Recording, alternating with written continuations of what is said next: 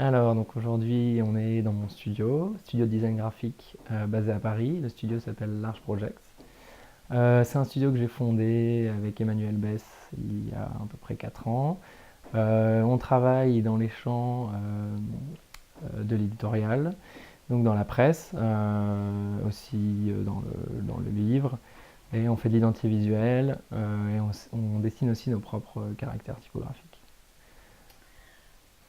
Dans le travail qu'on mène donc avec le studio, je pense que le plus important, c'est qu'on pratique, on va dire, un design d'information et on peut parler d'un design fonctionnel, c'est-à-dire qu'on n'essaie pas forcément de mettre en avant un style ou une patte, mais plutôt d'essayer de trouver, on va dire, la forme juste ou des solutions qui serviront au mieux le contenu ou le propos que le commanditaire a. Et et c'est ça qui est intéressant en fait dans ces métiers de design graphique, c'est que les sujets sont pluriels et on peut rencontrer des gens issus de beaucoup de milieux différents, avec à chaque fois un propos différent, et on part un peu du principe que si le propos nous inspire, on va faire en sorte de le rendre visible aussi et de le rendre cohérent, compréhensible, et ça c'est le plus important.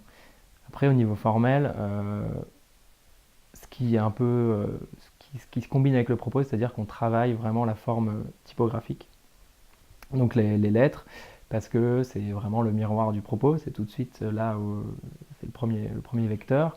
Donc on aime bien, justement pour se mettre aussi, hein, pour mettre un peu la forme en retrait, travailler avec euh, peu d'éléments, être assez frontal en fait, assez direct aussi. J'ai découvert le design graphique à Cambrai, c'est là euh, où la rencontre a eu lieu. En fait, cette école avait une spécialisation qui était communication visuelle, avec, euh, avec un tronc commun vraiment au design graphique, avec des cours de typographie. Il y avait aussi des cours de photographie associés au design et une équipe d'enseignants dans ce domaine-là qui avait avec beaucoup de questions, enfin qui avait déjà une pratique qui était assez singulière, enfin dans l'enseignement en tout cas du design à Cambrai, qui était assez héritier en fait du graphisme français, donc vraiment le graphisme qui pouvait être politique, social, avec des questions d'éthique. Donc c'est là-dessus au début que j'ai été formé et c'est les premières choses en fait que j'ai vues et que j'ai apprises dans ce graphisme, enfin dans le monde du design graphique et avec aussi des cours sur l'histoire du design graphique. Donc c'est là que j'ai appris que le design et l'image étaient aussi étroitement liés à l'histoire et au grand champ, enfin au grand bouleversement culturel et politique. Donc voilà, ça c'était une des pratiques qui transpirait assez fort à Cambrai. Euh, on faisait beaucoup d'affiches, voilà, on faisait des affiches politiques ou alors voilà, il y avait toute cette veine en fait. Ce que j'ai eu à Cambrai, et je pense que c'est cette ouverture que proposait aussi l'école. Et, euh, et je pense qu'en fait, dans les métiers, voilà, dans les métiers de la création, je pense surtout dans le design graphique.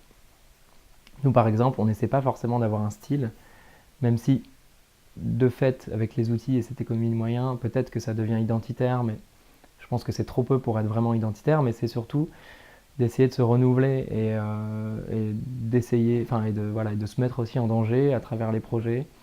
Alors ça, comme se mettre en danger en essayant des choses pour lesquelles on n'est pas forcément prédisposé. Donc, par exemple, je sais pas, on a utilisé de la couleur assez frontalement et de la typographie pour un projet. Pour le prochain, peut-être qu'on voudra faire quelque chose de beaucoup plus illustration.